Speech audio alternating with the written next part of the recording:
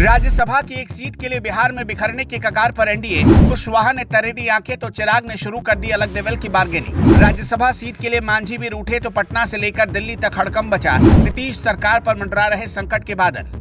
बिहार की सियासत में इन दिनों जो खिचड़ी पक रही है, उसने एनडीए गठबंधन की मजबूती पर बड़ा सवालिया निशान खड़ा कर दिया है। साल 2026 में होने वाले राज्यसभा चुनाव को लेकर अभी से रस्साकशी शुरू हो गई है और इसी वजह से जीतन राम मांझी और उपेंद्र कुशवाहा जैसे दिग्गजों के सब्र का बांध अब टूट रहा है।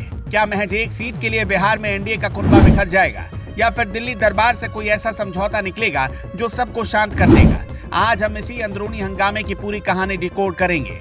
बिहार से राज्यसभा की 5 सीटें खाली हो रही हैं और एनडीए के पास मौजूद आंकड़ों के हिसाब से वो 4 सीटों पर बहुत मजबूत स्थिति में है। लेकिन असली पेच उस एक सीट को लेकर फंसा है जिस पर जीतन राम मांझी और उपेंद्र कुशवाहा दोनों ने अपनी दावेदारी ठोक दी है। तीसरी तरफ है चिराग पासवान, जो अपनी मां को राज्यसभा भेजना चाहते हैं। जीतन राम मांझी का मानना है कि उनकी पार्टी ने हर मुश्किल वक्त में एनडीए का साथ दिया है, इसलिए उनके बेटे या किसी खास प्रतिनिधि को उच्च सदन भेजा जाना चाहिए।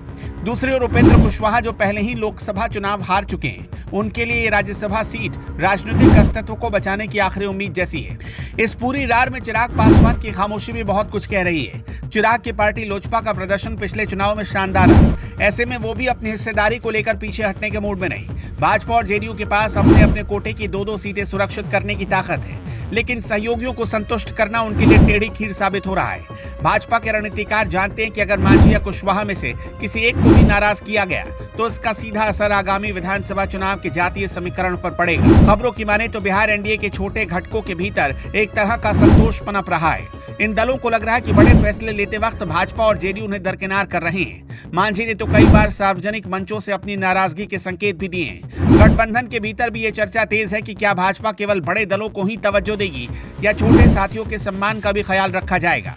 अगर राज्यसभा की एक सीट का मसला सुलझाया नहीं गया तो बिहार में एनडीए के भीतर बहुत बड़ा विद्रोह देखने को मिल सकता है।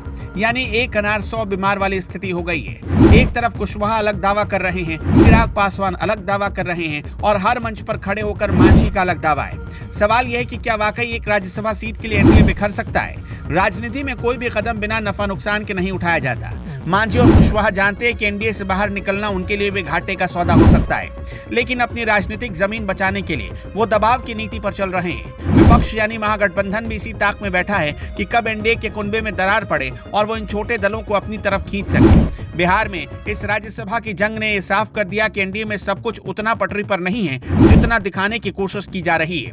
अब सबकी नजरें भाजपा के केंद्रीय नेतृत्व पर टिकी हैं कि वो मांझी के अनुभव और उपेंद्र कुशवाहा की जरूरत के बीच कैसे संतुलन बिठाते हैं। क्या कोई नया फॉर्मूला निकाला जाएगा या फिर राज्यसभा की ये सीटें बिहार की राजनीति में नए गठबंधन की नींव रखेंगी?